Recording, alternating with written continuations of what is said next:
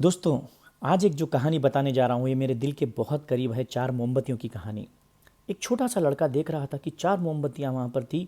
पहली मोमबत्ती जलते जलते बुझ गई। उसने पूछा, तुम कौन हो और क्यों बुझ गई? उसने कहा, मैं हूँ शांति की मोमबत्ती, मैं हूँ पीस। और आजकल कहीं पर भी पीस नहीं है, कहीं पर भी शांति नहीं है, तो मैं जल कर क्या करूँगी? मैं जल कर क्या करूँगी? उसने देखा दूसरी मोमबत्ती भी जलते जलते बुझ गई। उसने पूछा, तुम कौन हो? तो उसने कहा, मैं हूँ फेथ, मैं हूँ भरोसा। आजकल किसी को किसी पर भरोसा नहीं रहा, तो मैं जल कर क्या करूँगी? तभी उसने तीसरी मोमबत्ती से पूछा, जो जलते जलते बुझ रही थी और बुझ चुकी थी, कि तुम कौन हो? तो उस मोमबत्ती ने कहा, मैं हूँ प्यार, I am love.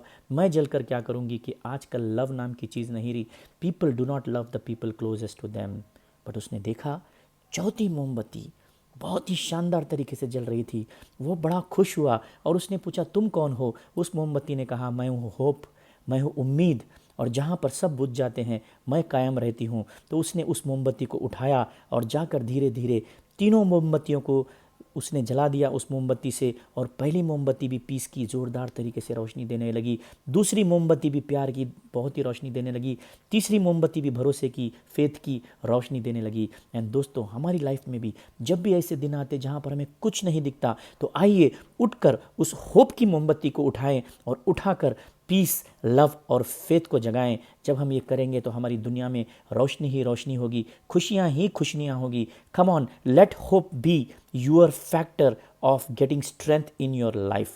I am Praveen Kumar from Thinking Life, training to think, adding value to people's lives. Do like, share, and subscribe to this video.